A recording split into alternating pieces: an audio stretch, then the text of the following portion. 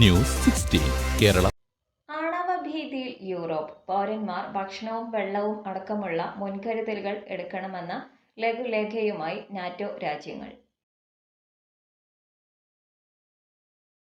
Russia ആണവായുധങ്ങളെ സംബന്ധിച്ച തങ്ങളുടെ നയം മാറ്റിയതിന് പിന്നാലെ പൗരന്മാർക്ക് മുന്നറിയിപ്പുകളുമായി യൂറോപ്യൻ രാജ്യങ്ങൾ.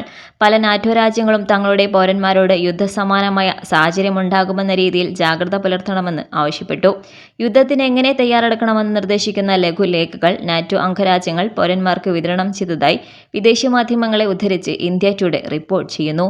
ഭക്ഷണവും വെള്ളവും അടക്കമുള്ള അടിസ്ഥാന സൗകര്യങ്ങൾ കരുതണമെന്നതടക്കമുള്ള നിർദ്ദേശങ്ങളടങ്ങിയതാണ് ലഘുലേഖ.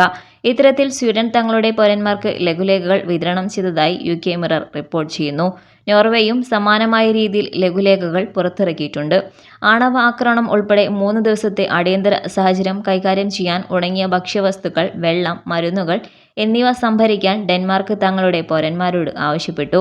ഫിൻലാൻഡും തങ്ങളുടെ പൗരന്മാർക്ക് മുന്നറിയിപ്പ് നൽകിയിട്ടുണ്ട്. യുക്രൈനുമായുള്ള യുദ്ധം 1000 ദിവസത്തിലേക്ക് പ്രവേശിക്കുന്നതിനിടെ റഷ്യയ്ക്ക് നേരെ അമേരിക്കൻ നിർമ്മിത ദീർഘദൂര മിസൈലുകൾ പ്രയോഗിക്കാൻ യുക്രൈന് ജോ ബൈഡന്റെ നേതൃത്വത്തിലുള്ള അമേരിക്കൻ സർക്കാർ അനുമതി നൽകിയിരുന്നു. ഇതിന് പിന്നാലെ യുക്രൈൻ റഷ്യയിൽ ആക്രമണം നടത്തിയ സാഹചര്യത്തിൽ റഷ്യ തങ്ങളുടെ ആണവ നയം മാറ്റിയിരുന്നു. ഇതിന് പിന്നാലെയാണ് യൂറോപ്പ് യുദ്ധഭീതിയിലായിരിക്കുന്നത്. News 16 news desk.